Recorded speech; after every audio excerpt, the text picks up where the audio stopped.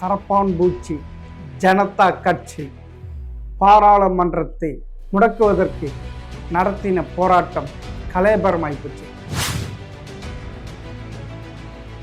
கல்வியெல்லாம் நடத்திட்டாங்க. இன்னும் கொஞ்சம் பீஸ்ஃபுல்லாக டீல் பண்ணியிருக்கலாம். இப்போ போலீஸுக்கு தான் கெட்ட பேர். டெல்லியில் ஆள்ற அமித்ஷா தான் வந்து போலீஸ்க்கு இன்சார்ஜ் டெல்லியில். இதனால் ஒரு ஆட்சி மாற்றம் வரும்னா அது எலெக்ஷன் மூலமாக தான் வரலாம். அப்பனா மோடி இனி வந்து தலையெடுக்க முடியாத ஒரு வழிக்கு கொண்டு வராங்கல்ல. அவன் எக்ஸாம் போகிற சமயத்தில் கொஸ்டின் பேப்பர் லீக் ஆச்சுன்னா அப்போ அவன் படித்தது தானே வேஸ்ட் ஆகுதுல்ல.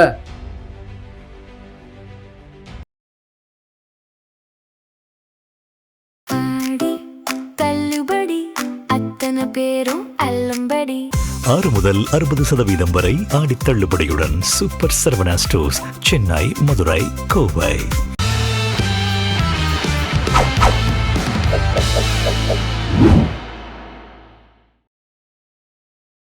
ஜெம் டிவி நேயர்களுக்கு வணக்கம். மூத்த பத்திரிகையாளர் பிரியன் அவர்கள் சந்திப்பவர். சார் வணக்கம் சார். வணக்கம் சார். என்ன சார், கரப்பான் பூச்சி ஜனதா கட்சி பாராளுமன்றத்தை முடக்குவதற்கு நடத்தின போராட்டம் கலேபரமாயிப்போச்சு. இல்லை, ஒரு மாப் வந்து இது மாதிரி ஒரு ஊர்வலம் போகும்போது ஏற்கனவே தடை உத்தரவு அங்கே இருக்குது. அவங்க அந்த தடையை மீறி போகும்போது போலீஸ் அதை தடுக்கிறாங்க.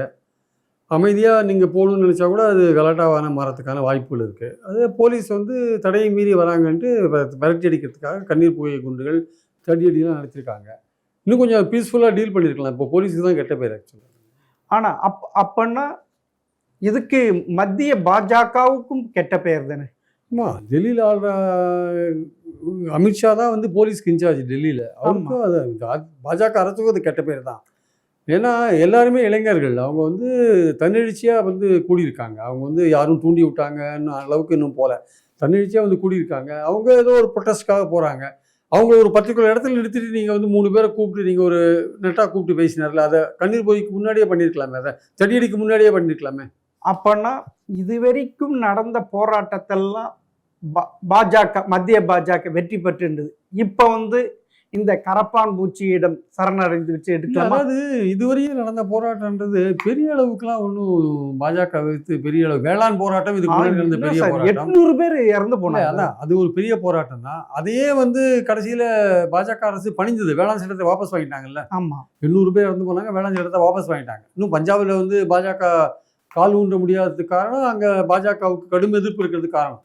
ஸோ அதனால் வந்து அந்த போராட்டம் தான் ரொம்ப பெரிய போராட்டம். அதுக்கப்புறம் வந்து சிஏஏ போராட்டம் நடந்தது. அதை ஒரு வழியாக அடைக்கினாங்க. அதுலேயும் 50 பேர் 60 பேர் செத்து போனாங்க. அதனால் மேஜராக ரொம்ப பெரிய போராட்டம்ன்றது வந்து வேளாண் போராட்டம் தான். அதுக்கப்புறம் இப்போ கரப்பாம்பூச்சி ஒரு பெரிய போராட்டமாக வரா மாதிரி தோற்றம் தெரியுது ஆக்சுவலாக. ஆனால் இந்த இளைய தலைமுறை ஜென்சி போராட்டம் பார்த்தீங்கன்னா சவுத் இந்தியாவில், அதாவது சவுத் ஆசியாவில் பார்த்தீங்கன்னா எல்லா நாட்டிலையும் சேஞ்ச் பண்ணியிருக்குல்ல. நேபாள், பங்களாதேஷ் சொல்கிறீங்களா? இல்லை, இலங்கை, நேபாளம், பங்களாதேஷ் அங்கெல்லாம் பெரும் போராட்டம் வெடிச்சு ஆட்சியே கவுந்து இருக்கு. புது ஆட்சி வந்திருக்கு இல்லை. அப்போ அதே மாதிரி இங்கே ஏற்படுவதற்கு வாய்ப்பு இருக்குல்ல.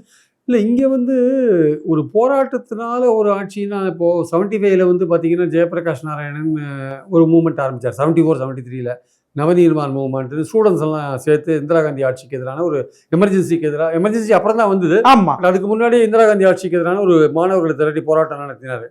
அது வந்து ஒரு தன்னெழுச்சி பெற்று அது எமர்ஜென்சி வந்து எமர்ஜென்சிக்கு அப்புறம் ஜனதா பார்ட்டியாக வந்து அது காங்கிரஸை தோக்கடிச்சதை நம்ம பார்த்தோம். நம்ம அப்புறம் 80ல் மறுபடியும் இந்திரா காந்தி மீண்டும் வந்துட்டாங்கிறதையும் பார்த்தோம். ஸோ அந்த மாதிரி 70களில் நடந்த விஷயம் வந்து இப்போது வந்து இந்தியா மாதிரியான பெரிய கண்ட்ரியில் வந்து அப்போவே கூட எமர்ஜென்சியில் கூட நார்த்தில் இருந்த அளவுக்கு எழுச்சி சவுத்தில் இல்லை ஆக்சுவலாக. ஆமாம், காங்கிரஸ் தான் சவுத்தெல்லாம் காங்கிரஸ் தான் ஓட்டு போட்டு, பார்லிமெண்ட் தெரியல வந்து ஜனதாக்கு ஓட்டு போட்டுது. ஸோ அதனால் வந்து ஒரு இந்தியா மாதிரி பெரிய கண்ட்ரி பங்களாதேஷ், நேபாள், இலங்கை மாதிரியோட ஒப்பிடக்கூடாது. ஏன்னா அங்கே ஒரு கலாட்டா ஒரு மூவ்மெண்ட் நடந்தால் குயிக்காக வந்து கவர்மெண்ட்டை மாற்றுற அளவுக்கு போகும். இது வந்து இந்தியா வந்து ஒரு பெரிய கண்ட்ரி, ஒரு ஜனநாயக நாடு. இங்கே வந்து எந்த ஒரு மாற்றத்தையும் நம்ம வந்து எலெக்ஷன் மூலமாக தான் கொண்டு வர முடியும். அந்த எலெக்ஷன் வரத்துக்கு முன்னாடி ஒரு மனமாற்றத்தை மக்கள்கிட்ட கொண்டு வரத்துக்கு வேணால் இந்த மாதிரியான ஆர்ப்பாட்டங்கள் போராட்டங்கள் உதவுமே தவிர இதனால ஒரு ஆட்சி மாற்றம் வரும்னா அது எலெக்ஷன் மூலமாக தான் வரணும். ஆமாம் சார், அங்கேயும் இலங்கையும் ஒரு ஜனநாயக நாடு, பங்களாதேஷும் ஒரு ஜனநாயக நாடு, நேபாளும் ஒரு ஜனநாயக நாடு இல்லை. இளைஞர்கள் எவ்வளவு பெரிய போராட்டம் நடத்தினா இப்ப எதிர்காலம் தலைகீழ மாற்ற உண்டாக்குதுல்ல. அப்பனா மோடி இனி வந்து தலையெடுக்க முடியாத ஒரு வழிக்கு கொண்டு வராங்கல்ல. அப்படி சொல்ல முடியாது சார். இப்போ இன்னைக்கு இந்தியாவில் வந்து பவர்ஃபுல்லாக இருக்கிறது பிஜேபி தான். 15 ஸ்டேட்ஸில் அவங்க ஆண்டு 15 ஸ்டேட் 22 ஸ்டேட்ல ஆடிட்டு இருக்காங்க. யூனியன் டெரிட்டரிலாம் சேர்த்து சொல்றீங்க. மொத்தம் ஆமா யூனியன் டெரிட்டரி சொல்றீங்க நீங்க, ரைட், ஓகே. அப்படி ஆள்றாங்க. பார்லிமெண்ட்லேயும் கிட்டத்தட்ட 2/3 நெருங்கின மாதிரியான ஒரு மெஜாரிட்டியை கையில் வச்சிருக்காங்க. மற்ற கட்சியிலேருந்து அங்கே வந்து சேர்றாங்க.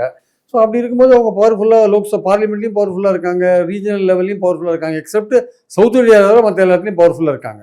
அதனால அவ்வளவு சீக்கிரம் வந்து இந்த மாதிரியான போராட்டங்கள்லாம் அவ்வளவு சீக்கிரம் இந்த ஆட்சிக்கு எதிரான ஒரு மனநிலையை உண்டு பண்ண முடியுமான்னு தெரியாது. ஆனால் சஸ்டைண்டாக தொடர்ந்து இந்த விஷயங்கள் நடந்து இப்போ இவங்களோட கோரிக்கைகள் என்ன? தர்மேந்திர பிரதான் ரிசைன் பண்ணணும், நீட்டு தேர்வு அந்த விஷயத்தில் தற்கொலை பண்ணிட்டவங்களுக்கு நஷ்டஈடு கொடுக்கணும், அப்புறம் ஸ்டூடெண்ட்ஸ்க்கு வேலை வாய்ப்புகளை உருவாக்கணும் அப்படின்ற மாதிரி விஷயங்களை கொண்டாடுறாங்க. இப்போ தர்மேந்திர பிரதான் இன்னைக்கோ நாளைக்கோ விலகிட்டார் வச்சுக்கோங்க, அப்புறம் நீட்டு ஸ்டூடெண்ட்ஸுக்கு பணம் கொடுத்துட்டாங்க வச்சுக்கோங்களேன், இந்த நஷ்டஈடு கொடுத்துட்டாங்க, அப்போ வந்து கோரிக்கைகள் அடிபட்டு போகும்ல. ஆனா அதுக்கு பணிஞ்ச மாதிரி ஆயிடும் இல்ல. மோடி பணிந்து விட்டாருன்ட்டு அவருடைய இமேஜ் போயிடும் இல்ல, அதுவும் பார்க்கணும் இல்ல. அப்படி இல்ல, அப்ப இதே அப்படிதானே அவர் நினைக்கிறாரு. அப்ப இது கண்டினியூ ஆச்சுன்னா கவர்மெண்டோட இமேஜ் கீழே போயிட்டு இருக்கும்ல. ஆனா இந்த போராட்டம் ஜந்தர் மந்தர்ல இந்த போராட்டம் நடந்துட்டு இருக்கப்பயே தர்மேந்திர பிரதானை மோடி அவர்கள் ரொம்ப அற்புதமாக செய்கிறார். கல்வித்துறை பெரிய மாற்றங்களை உண்டாக்கிறார். இவரை மாதிரி ஒரு கல்வித்துறை அமைச்சர் பார்த்ததில்ல. அவ்வளவு தங்க பத்திரம் வாசிச்சு இருக்கிற சார். வாசிச்சிருக்கலாம் சார், பட் மக்களுக்கு தெரியல நீட் எக்ஸாமில் என்ன நடந்தது, கொஸ்டின் பேப்பர் எப்படி அவுட் ஆச்சு, எத்தனை தடவை காம்படிட்டிவ் எக்ஸாமினேஷன்ஸில் கொஸ்டின் பேப்பர் அவுட் ஆயிருக்கு, நீட்டில் எத்தனை பேர் இறந்து தற்கொலை பண்ணிட்டு இருக்காங்க, எல்லாம் மக்களுக்கு தெரிஞ்ச விஷயம். எதுக்கு இப்போ தன்னெழுச்சியாக இத்தனை இளைஞர்கள் தேடுறாங்க? அவங்க பாதிக்கப்பட்டிருக்காங்க, அதனால தேடுறாங்க. ஆமாம் சார், எல்லாமே படிக்கிற கல்லூரி மாணவர்கள், டீனேஜ் ஸ்டூடெண்ட், அவங்க வேலை வாய்ப்பு இல்லாதவங்க ஒரு காம்படிட்டிவ் எக்ஸாமினேஷனுக்கு ஒருத்தன் ப்ரிப்பேர் பண்றான் வச்சுக்கோங்களேன், உயிரை கொடுத்து 10 மாசம் 12 மாசம் 1 வருஷம் 2 வருஷம் ப்ரிப்பேர் பண்றான். அவன் எக்ஸாம் போற சமயத்துல கொஸ்டின் பேப்பர் லீக் ஆச்சுன்னா அப்ப அவன் படிச்சதானே வேஸ்ட் ஆகுது இல்ல.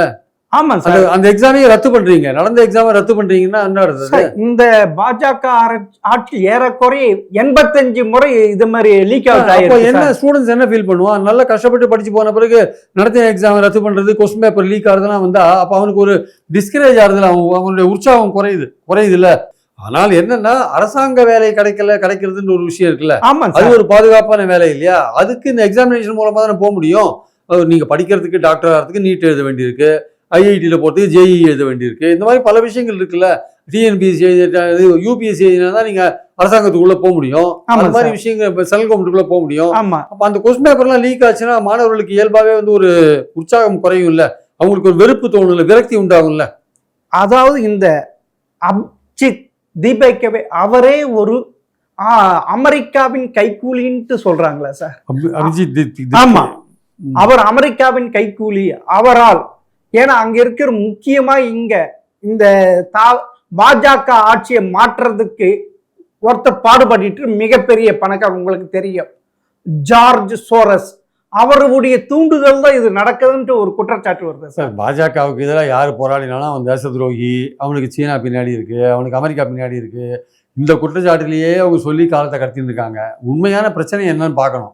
உண்மையான போராட்டக்காரர்கள் நீங்கள் திசை திருப்பி அவன் வெளிநாட்டுக்காரன், அவன் தேச விரோதி, அவன் சைனா உதவி பண்ணுது, அவன் அபிஜித் திப்பேயோட அப்பா சொந்தக்காரன், அத்தைக்கு மாமாக்கு பேரனுக்கு பையன் வந்து சைனாவில் ஒருத்தன் இருக்கான், இல்லை அங்கே அமெரிக்காவில் இருக்கான், ஏதோ ஒன்று சொல்லி திசை திருப்பதான். பிரச்சனையை தீர்க்கறதுக்கு பதிலாக நாங்கள் தான் தேச பாதுகாப்பாளர்கள், நாங்கள் தான் வந்து தேசத்து மேலே பற்று உள்ளவர்கள், மற்ற எங்களுக்கு எதிராக பாஜகவுக்கு எதிராக போராடினா தேச விரோதியா, பாஜக கவர்மெண்ட்டுக்கு எதிராக போராடினா தேச விரோதியா? இவங்களுக்கு எப்படி இவ்வளவு ஃபண்டு வருது இப்படின்ட்டு அப்படிதானே ஒரு கணக்கு சொல்றாங்க சார். ஃபண்டு வருது வராது ஒரு பக்கம் சார், அவன் தானாவே தன்னெழுச்சியாக சேர்றான் சார். அவன் என்ன பண்ணிட்டான், இப்போ ஒரு கூட்டமாக கூடினா அவன் வரவன் டெல்லி யூனிவர்சிட்டியிலேருந்தோ ஜேஎன்யூலேருந்தோ வரவனுக்கு என்ன, இந்த நாடு முழுக்க வரவனுக்கு என்ன 1000 ரூபா 500 ரூபா 1000 ரூபா சேர்த்துன்னு வரதுக்கு என்ன பெரிய கஷ்டமா? ஃபண்டுன்னா ஆயிரக்கணக்கான கோடி செலவழிச்சா வந்திருக்காங்க. ஆனா இவங்க இப்ப நடத்திய நடைமுறை பார்த்தா தப்பு இல்லையே. போலீஸ் ஏவி விட்டு இருக்காங்க, கண்ணீர் புகை இது பண்ணிடுற பெண்களை, இளம் பெண்களுக்கு அப்படியே இழுத்துட்டு போயிருக்காங்க. அவ்வளவு இதெல்லாம் பாக்குறப்ப, அதுவும் இன்டர்நெட் கனெக்ஷன் துண்டு யாருக்கும் தெரியும், இப்படி எல்லாம் இது பண்ணிட்ட இது ஆயிடுமா? இப்ப வெட்ட வளர்ச்சி ஆயிடுது. அப்புறம் இது பொங்கும் இல்ல, ஒன்னும் வட இந்தியாவில பயங்கரமான பொங்கும் இல்ல. பொங்கணும் சார், பொங்குமாதான் நமக்கு தெரியாது. ஆனால் பாயிண்ட் என்னன்னா வந்து இந்த மாதிரியான ஒரு போலீஸுடைய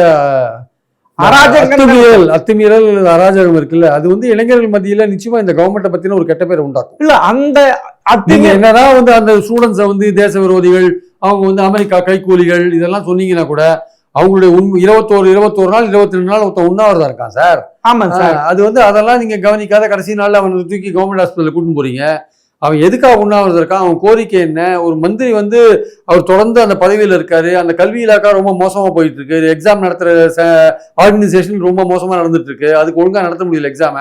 இதெல்லாம் கவனிக்கிறதை விட்டுட்டு, உண்மையான பிரச்சனைகளை அட்ரஸ் பண்றதை விட்டுட்டு, போராடினவங்களை நீங்க தேச துரோகியின் முத்திரை குத்தி நீங்க உங்க அரசியல் ரீதியா திசை திருப்ப பாக்குறீங்கல்ல, அது தவறான ஒரு செயல் அது ஆக்சுவலா. ஆனா இது வந்து ஒரு மோடி அரசுக்கு ஒரு பிள்ளையார் சுவையை எடுத்துக்கலாமா? இது 2029 தோப்பதற்கான ஒரு வழி.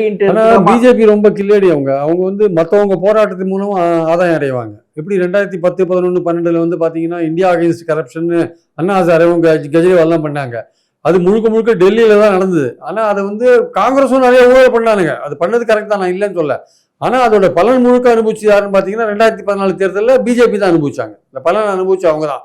அதையே சொல்லி வந்து 2019, 24, 26 வந்து தேர்தலில் வின் பண்ணாங்க வச்சுக்கோங்க. அதனால இப்ப நடக்கிற இந்த போராட்டம் வந்து இன்னும் 3 வருஷ காலம் போச்சு வச்சுக்கோங்க. 3 வருஷ காலம் இதே போராட்டம் இல்லை இவங்க சரியா ஹேண்டில் பண்ணல அப்படின்னா அது வந்து இவங்களுக்கு என்னன்னா, பிஜேபிக்கு என்னன்னா, காங்கிரஸோட பிஜேபிக்கு என்ன பிரச்சார பலம்னா, அவங்க நினைச்சா சோசியல் மீடியால ஒருத்தரை டேமேஜ் பண்றதுனா ஈஸியா பண்ணிடலாம். இவன் வந்து தோசை விரோதி, அபிஜித் திப்பு தேச விரோதி அவங்க ஆரம்பிச்சாங்கன்னா அதுக்கு ஏதாவது காரணங்களை கண்டுபிடிச்சு ஆதாரத்தை கொண்டாந்து போட்டு சோசியல் மீடியால மக்களை குழப்பறதுல வந்து கில்லடிங்க அவங்க பண்ணிடுறதுக்கான வாய்ப்புகள் இருக்கு. காங்கிரஸ்க்கு அந்த திறமையெல்லாம் போறது. அவங்க சயிர் சாதம் மாதிரி ஒன்றும் சரியா அவங்க எதிரியை கூட சரியா டீல் பண்ண முடியாது. சொந்த கட்சியை ஒழுங்கா வச்சுக்க மாட்டான் அது மாதிரி. ஆனா இந்த போராட்டத்தை எந்த எதிர்கட்சியும் சரியாக யூஸ் பண்ணிக்கலையே சார். அவங்க பண்ணிக்கிறாங்களா?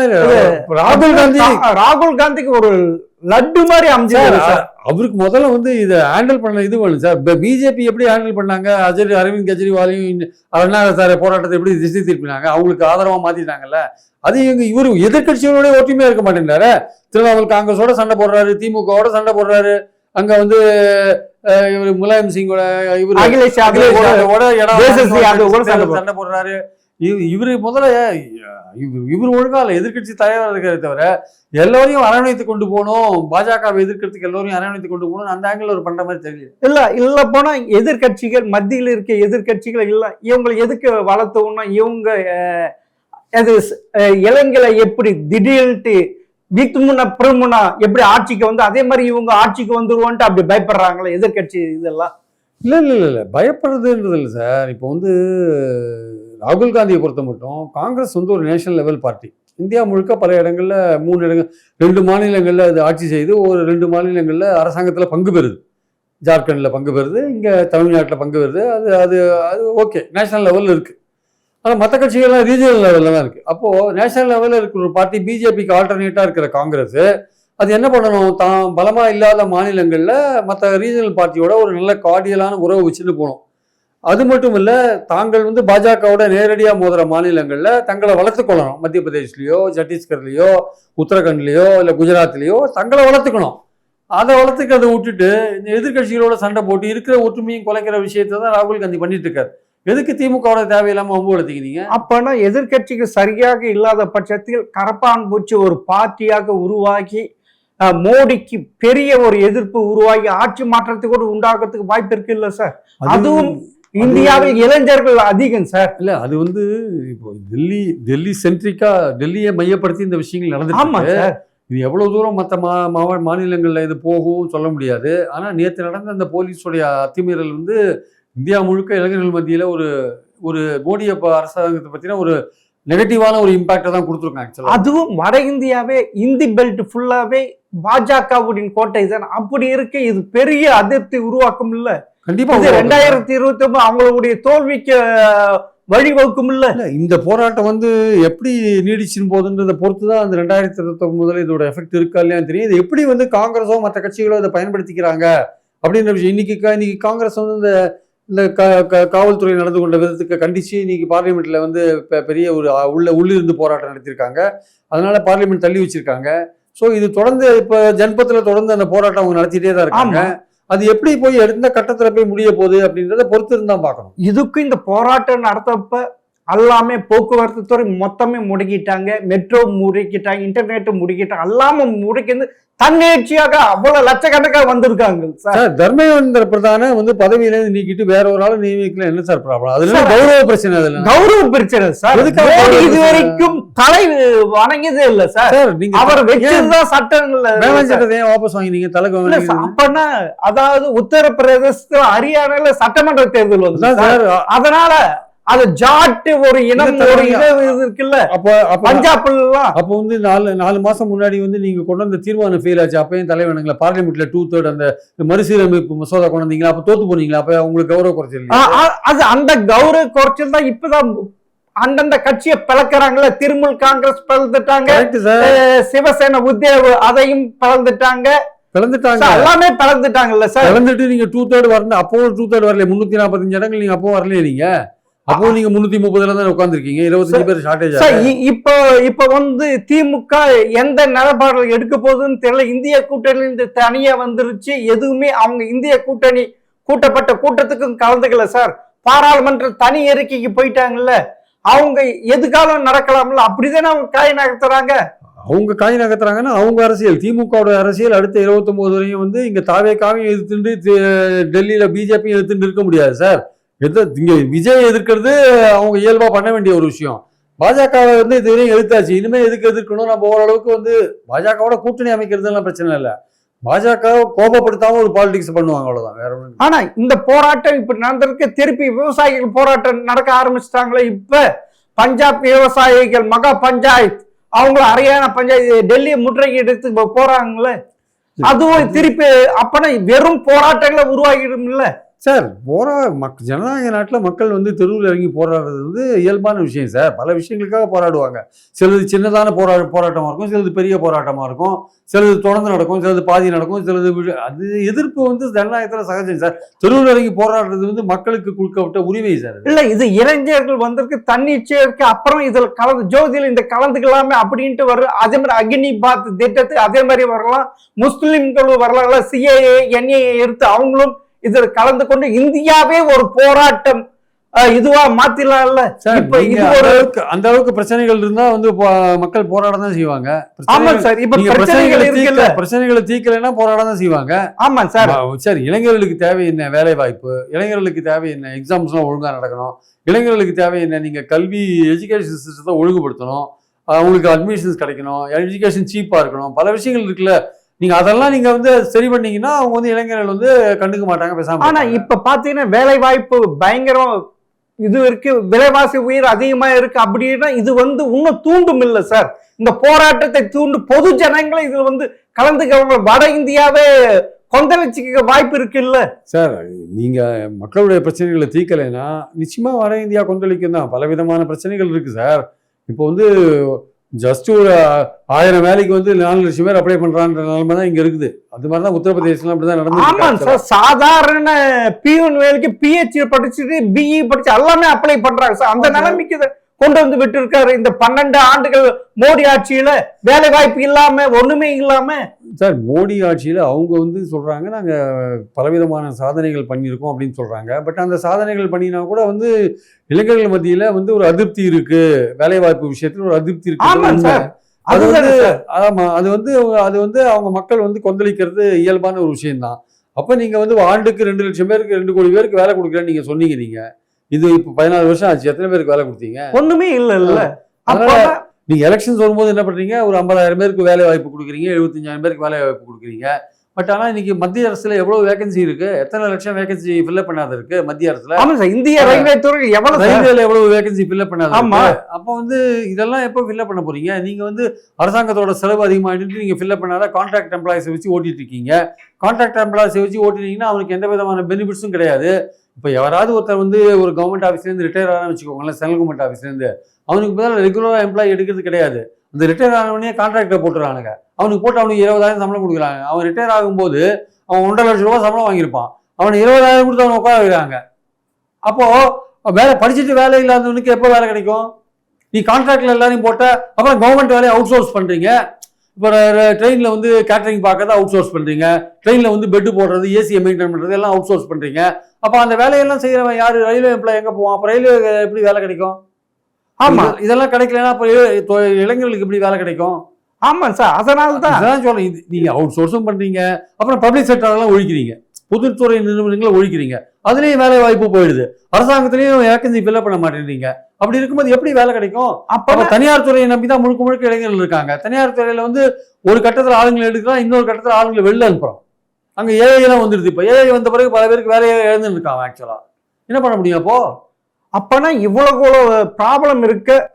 அப்பனா மத்திய பாஜக எடுத்து மோடிக்கு பெரிய இது வெடிக்கலாம் இல்ல? சவுத் ஏசியால எப்படி எல்லாமே குறைஞ்சு போச்சு, அதே மாதிரி இங்கேயும் ஏற்படுத்த வாய்ப்பு இருக்குது இல்ல? நீங்க சொல்ற இந்திரா காந்தி இது எமர்ஜென்சி கொண்டு வந்து எப்படி அந்த ஆட்சி, அதே மாதிரி இவரும் அது செய்வார் இல்ல? அப்படியே ஒரு இது இவர் மோடி எந்த லெவலுக்கும் போவார் இல்ல? ஒரு பாசிசவாதி தானே சொல்றாங்க. இல்ல அது வேற விஷயம். பட் அவர் வந்து இந்த உண்மையான பிரச்சனைகளை வந்து புரிஞ்சிருந்து செயல்பட்டாருன்னா அவருக்கு நல்லது. இல்ல வந்து 29 எலெக்ஷன்ஸ்ல அவருக்கு எதிரான ஒரு 29 வரைக்கும் இந்த இளைஞர்கள் விட்டுருவாங்களா? விடுவாங்கன்னா ஜனநாயக முறையில் நீங்க அப்பதானே தேர்தல் வருது. பொதுமக்கள் இதெல்லாம் விலைவாசி வேலை வாய்ப்பு எல்லாமே இந்த பிரச்சனைகள் அப்படியே வரும் சார். இப்ப ஆமா சார், இந்த பிரச்சனைகள் அப்படியே நீங்க வந்து தீர்க்காத இருந்தீங்கன்னா, இப்போ ஒரு மந்திரிக்கு நீங்க மந்திரியை நீக்காம கௌரவம் பார்த்து இருந்தீங்கன்னா உங்களால ஒட்டுமொத்த அரசாங்கமே கெட்ட பேர் வாங்கும். நாளைக்கு இன்னொரு எக்ஸாம்ல கொஸ்டின் பேப்பர் லீக் ஆகும், இன்னொரு எக்ஸாம்ல கொஸ்டின் பேப்பர் லீக் ஆகும். அதுக்கெல்லாம் யார் பொறுப்பு? 2024 ஏற்கனவே நீட் இப்ப லீக் ஆயிடுச்சு சார். இப்ப 2020 ஒரு வருஷம் தானே சார் இது அப்படியே லீக் ஆயிட்டு இருக்கு. எல்லாமே இது பண்ணிட்டு வரையும் 85 எக்ஸாம்ஸ் லீக் ஆயிருக்கு கொஸ்டின் பேப்பர். அதுக்கு என்ன பண்றது? அப்போ கவர்மெண்ட்டுடைய எபிஷியன்சியை பொறுத்து தானே இருக்கு. அப்ப திறமையான அரசாங்கம் இல்லைன்னு தான் அர்த்தம். அப்பனா வட இந்தியா மீது ஒரு கொந்தளிப்பு உருவானா மோடி ஆட்சி கவிழ்வதற்கு வாய்ப்பு இருக்கு இல்ல? அப்படிலாம் சொல்ல முடியாது சார். நம்மளுடைய அரசியல் அமைப்பு அப்படி இல்ல. 29 நம்ம அரசியல் அமைப்புல வந்து 29 தேர்தல் வரும்போது மக்கள் மோடிக்கு எதிரான உணர்வுகள் அதிகமாகும்னா, அந்த கரப்பாம்பூச்சி போராட்டம் தொடர்ந்து நடந்தது. இந்த பிரச்சனைகளை வந்து மோடி கவர்மெண்ட் சால்வ் பண்ணாத இருந்தாங்கன்னா 29 தேர்தல்ல மோடிக்கு எதிரான இல்ல சார். கரப்பான்பூச்சி அந்த இளைய தலைமுறை ஜென்சி மாத்திரம் இல்ல, இது பொதுமக்களும் இதுல பாதிச்சு இருக்காங்கல்ல. எல்லாமே பாதிப்பு தானே. இந்த பாஜக மத்திய பாஜக எல்லாரும் பாதிச்சிருக்காங்க. வட இந்தியாவை இந்தி பெல்ட் பாதிப்பு தானே சார்? பாதிச்சிருக்கு சார், இல்லைன்னு சொல்ல வரல சார். ஆனா இந்த போராட்டம் சஸ்டைண்டா தொடர்ந்து நடக்குமா, அது பாதியிலேயே இதாயிடுமா, கட் ஆயிடுமா, அதெல்லாம் இருக்குல்ல. விவசாயிகள் வந்து கலக்குறாங்கல்ல. இல்ல கலக்கட்டும் சார், முஸ்லிம் வந்து கலப்பாங்க சார். வேளாண் போராட்டத்துக்கு அப்புறம் தானே சார் 24 மோடி வின் பண்ணாரு. ஆமா சார், அதெல்லாம் ஒண்ணு பெரிய விஷயம். நான் சொல்றது என்னன்னா, இந்த இளைஞர்கள் இப்ப கையில் எடுத்திருக்கிற இந்த விஷயம் இதே உணர்வுகளோடு 29 வரையும் போச்சுன்னா அப்ப மோடிக்கு ஒரு பிரச்சனை வரலாம். அது வரைக்கும் இது போகுமா இல்லையான்னு தெரியாது. அதுக்குள்ள இதை வந்து கவர்மெண்ட் ஏதாவது விதத்துல அவங்கள வந்து கூப்பிட்டு பேசி ஏதாவது ஒரு தீர்வு கொண்டு வந்தாங்க. இப்படியே பொங்கிடுச்சுன்னா அந்த கவர்மெண்ட் கவுருவதற்கு வாய்ப்பு இருக்குல்ல. அது ஒரு பொது கவர்மெண்ட் கொண்டு வந்து இப்படி ஒரு பிரச்சனையை பற்றி இதை பற்றி இளைஞர்கள் இப்படி எல்லாம் பண்ணிட்டு இருக்காங்க, இதெல்லாம் இருக்கு, உங்களுக்கு அரசாங்கம் முடியலன்ட்டு அந்த இது பண்ண முடியும். இந்த ஆட்சியை கலைச்சி விட்டு இந்த போராட்டத்தினால இந்த கவர்மெண்ட் எல்லாம் கவராது சார். அவங்க தெளிவா இருக்காங்க. உங்களுக்கு உதாரணம் நான் தான் சொல்றேன், பங்களாதேஷ் சொல்றேன், ஸ்ரீலங்கா சொல்றேன், நேபாளம் சொல்றேன், நம்ம அண்டை நாடுகள் சொல்றேன் இல்ல சார். இந்தியா மாதிரி கண்ட்ரி வித்தியாசமான கண்ட்ரி. இங்க வந்து ஒரு பார்ட்டி சிஸ்டத்துல வந்து அந்த எம்பிக்கள்லாம் அவ்வளவு சீக்கிரம் வந்து எதிர்த்தெல்லாம் நிக்க மாட்டாங்க. அதுவும் பிஜேபி இப்போ இல்ல எதிர்கட்சிகள் அப்படியே மாறலாம். இந்த இளைஞர்கள் இப்படி ஒரு பிஜேபி அசுரபலத்தோட இருக்கு. இப்ப அதுல இருந்து யாரும் வெளியில வர மாட்டாங்க, எல்லாம் போய் அங்க போய் சேர்ந்துட்டு இருக்கான். அதனால இந்த மாதிரியான போராட்டங்கள் வந்து அந்த கட்சியில பிரச்சனையை உண்டு பண்ணி ஆட்சியெல்லாம் கோக்காது. அது தேர்தல் மூலமா மக்கள் உணர்வுகள் வந்து எதிர்த்து போய் தேர்தல் போது கவுந்தாதான் அது போனாதான் உண்டு. இல்ல இனி வந்து பாஜக இந்து முஸ்லிம் அந்த அதை வச்சு எதுவும் இனி நடத்த முடியாது இல்ல. இப்படி ஒரு இது வந்துருச்சு, இது பண்ணிட்டாங்கல்ல. இப்ப இவங்களே வந்து நீங்க தேச துரோகிகள், சைனா உதவி பண்ணுது, அமெரிக்கா உதவி பண்ணுது முத்திரை குத்தினாங்கன்னா இந்த போராட்டம் பாஜக இருக்கிற இந்த விளம்பரம் இருக்குல்ல, அவங்க பண்ற விளம்பரங்கள் சோசியல் மீடியால எத்தனை நாளைக்கு சார் இப்படியே பண்ணிட்டு இருக்க முடியும்? நல்ல வட இந்தியாவை மாநிலங்கள் இந்தி பெல்ட் எல்லாமே மூச்சிட்டாங்கல்ல. இவங்க நம்ம ஏமாத்தாரங்க. எப்படி உன்னங்கட்ட அயோத்தியில ராமர் கோவில்ல இது பண்ணிருக்காங்க, உத்தரகாண்ட்ல ஹரித்வார்ல இது ஆயிருக்கு, இவ்வளவு உண்டி காசு பயங்கரமா கொள்ளடிக்கிறாங்க. அவங்களுக்கு ஒரு கொதிப்பு ஏற்படுது, இந்துக்களுக்கு ஒரு கொதிப்பு வருது சார். வரதா மாதிரி தெரியல. இப்போ அயோத்தியில வந்து காணிக்கையெல்லாம் சுட்டின்னு போயிட்டாங்க, அதுக்கு யார் பொறுப்புன்னு இதுவரையும் எஸ்ஐடி எல்லாம் போட்டிருக்காங்க. சுப்ரீம் கோர்ட்டு விசாரிக்குது. முடிவில் அது யாராவது ஒரு அதிகாரி மேல பொறுப்பை போட்டு தப்பிச்சுட்டு போயிடுவாங்க. அங்க பத்ரிநாத் கோவில்ல பிரச்சனை வந்திருக்கு.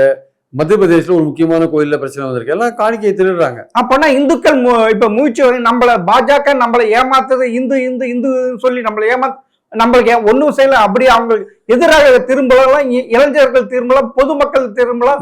இப்ப ஒன்னங்கட்ட மத்திய பிரதேசத்துல பழங்குடி மக்கள் திரும்பி இருக்காங்களே, அவங்க வந்து ரெண்டு நதியை இணைக்க கூடாதுன்னு போராடுறாங்க சார். அவங்க ஆமா சார், நதியை வந்து இணைக்கிறதுக்கான விஷயத்த கையில் எடுக்காதீங்கன்னு போராடுறாங்க. ஏன்னா அவங்க வாழ்வாதாரம் ஏதோ பாதிக்கப்படுதுன்னு அவங்க நினைக்கிறாங்க. ஸோ பாயிண்ட் என்னன்னா வந்து இந்த பிரச்சனைகள் எல்லாம் மோடி அரசுக்கு எதிரான நடக்கிற இந்த விஷயங்கள் எல்லாம் எந்த அளவுக்கு வந்து காங்கிரஸோ மற்ற எதிர்கட்சிகளோ அதை பயன்படுத்தி கொள்ள போறாங்கன்றதான் முக்கியமான. இப்ப எதிர்கட்சி தான் விட்டுருக்கு. இப்ப கரப்பாம்பூச்சிட்டு ஒரு அமைப்பு, ஒரு கட்சி வந்து கரப்பாம்பூச்சி கட்சியா வந்து வருமா தெரியல எனக்கு. கரப்பாம்பூச்சி அமைப்பா இருக்கே தவிர அமைப்பா இருக்காது, கட்சியா உருவாகல தெரியல. அது எந்த எதிர்கட்சியும் இந்த இதுலயே கலந்துக்கலாம தன்னையே ஒரு இதுவா கொண்டு போறாங்க. கட்சியா வருதா இல்ல அமைப்பா இருக்கா அப்படின்றது இனிமேதான் பொறுத்து இருந்து பார்க்கணும். ஆனால் அது வந்து மோடிக்கு எதிரான இளைஞர்களுடைய பிரச்சனைகளை கையில் எடுத்து மோடிக்கு எதிரான மக்களை திரட்டுற, இளைஞர்களை திரட்டுற ஒரு அமைப்பா அது வந்திருக்குன்றது உண்மை. ஆமா சார், அமைப்பை உருவாக்கி கட்சியா மாறுமானு இனிமே தான் பார்க்கணும். அது எப்படி கொண்டு போறாங்கன்னு தெரியாது. சோ அப்போ கட்சியா மாறலைன்னா அந்த உணர்வுல வந்து காங்கிரஸோ இல்ல வேறு எதிர்கட்சிகளோ அதனால பலன் அடைவாங்க.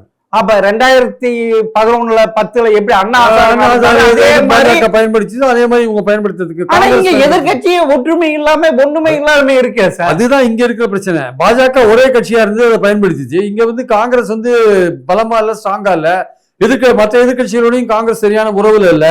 அதனால எப்படி பயன்படுத்த போறாங்கன்னு பொறுத்து இருந்தா பார்க்கணும். அந்த திமுகவுடைய பாஜகவுடைய பெரிய அட்வான்டேஜ் என்னன்னா இங்க எதிர்கட்சிகள் பலமா இல்ல, அதான் விஷயம். ஒற்றுமையா இல்ல, பலமா இல்ல. இந்த மாதிரியான ஒரு மூவ்மெண்ட் வரும்போது அதை வந்து பயன்படுத்திருக்கிற அளவுக்கு இந்த எதிர்கட்சிகள் இல்லைன்றதான் இங்க முக்கியம். ஆக்சுவலா அப்பனா இப்ப இது ஒரு துவக்கம் ஆரம்பித்து விட்டது மோடிக்கு பிரச்சனை உண்டாகிறதுக்கு. மோடிக்கு பிரச்சனைனா கண்டிப்பா அது பிரச்சனை தான். இளைஞர்கள் போராட்டம் நடத்தினது டெல்லியில இப்ப இன்னைக்கு நடந்தது வந்து மோடி கவர்மெண்ட்டுக்கு ஒரு கரும்புள்ளியா தான் இருக்கு. ஆக்சுவலா அது கரும்புள்ளி. அந்த விவசாயம் 2 வருஷம் நடந்து ஆனா இந்த இளைஞர்கள் அப்படி கிடையாது இல்ல. இவங்களுக்கு எடுத்தது ஒரே இதுதானே. நம்ம பக்கத்திற்கு அண்டை நாடுகளை பாக்குறப்ப அதுதானே இது தெரியுது. எல்லாம் இதுலயும் பிரான்ஸ்லயும் சரி, இங்கிலாந்துலயும் சரி, இப்ப அங்க இப்படிதானே பிரச்சனை பண்ணிட்டு இருக்காங்க. எல்லாமே எல்லாம் இது மாதிரி நீங்க காவல்துறையை விட்டு நீங்க அத்துமீறல்கள் எல்லாம் அராஜகம் பண்ணினீங்கன்னா இன்னும் இளைஞர்களுடைய ஆதரவு பெருகின்னு தான் இருக்கும். ஏன்னா வந்து நேற்று அவங்க காவல்துறை வந்து தேவையில்லாம கண்ணீர் புகையை தடி அடி எல்லாம் பண்ணிருக்காங்க. அது அமைதியா அதை டீல் பண்ணிருக்கலாம். அதே மாதிரி அமெரிக்கா ட்ரம்புக்கு எதிராக இளைஞர்கள் பயங்கரமா போராட்டம் நடத்த ஆரம்பிச்சிட்டாங்களா. அராஜக ஆட்சியை எதிர்த்து எல்லாமே விலைவாசி உயர்வு எல்லாமே இதுன்ட்டு நீ நிறுத்த இல்லையான்ட்டு அவரும் பயந்து போயிருக்காரு இல்ல. அப்படிதான் இங்கேயும் நடக்குது, இந்தியாவில் நடக்குது. உலகத்துல பல நாடுகள்ல வந்து இளைஞர்கள் கொந்தளிக்கிறாங்கிறது உண்மை சார். ஏன்னா அவங்களுக்கு பலவிதமான பிரச்சனைகள் இருக்கு. முக்கியமா வேலை வாய்ப்புகள், பல பிரச்சனைகள் இருக்கு. வாழ்வாதாரம் வந்து இல்லை, வேலை வாய்ப்புகள் இல்லை. அவங்க என்ன பண்ணுவாங்க, படிச்சுட்டு வேலை இல்லாத இருந்தால் என்ன பண்ணுவாங்க. அதனால இங்கே இந்தியாவிலையும் கிட்டத்தட்ட அதே மாதிரி பிரச்சனைகள் இருக்கு. ஆனால் இந்தியாவில் என்னன்னா ஒரு பார்ட்டி சிஸ்டத்தில் வந்து ஒரு கமிட்டடாக இருக்காங்க. பார்ட்டியில் பிஜேபினா பிஜேபியில் கமிட்டடாக எம்பிஸ் இருக்காங்க, எம்எல்ஏ இருக்காங்க. அவ்வளோ சீக்கிரம் அவங்க வந்து அந்த கட்சியை விட்டு வெளில வர மாட்டாங்க. அதனால வந்து மற்ற கண்ட்ரியில் நடக்கிறதுக்கு இதுக்கும் கொஞ்சம் வித்தியாசம் இருக்கு. இதில் வந்து ஒரு கட்சி ஒரு முடிவு எடுத்ததுன்னா எதிர்க்க என்னதான் ஒரு பெரிய எதிர்ப்பு இருந்தால் கூட அந்த கட்சியோட தான் அந்த எம்எல்ஏக்களோ எம்பிக்களோ இருப்பாங்க. எலெக்ஷன்ஸ் தான் நீங்க தோக்கடிக்க முடியும்.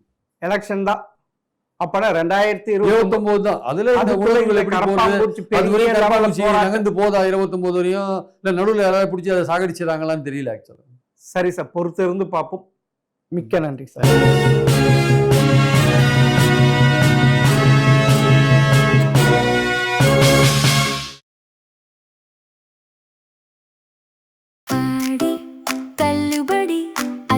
பேரும் அல்லும்படி 6 முதல் 60% வரை ஆடி தள்ளுபடியுடன் சூப்பர் சரவணா ஸ்டோர்ஸ், சென்னை, மதுரை, கோவை.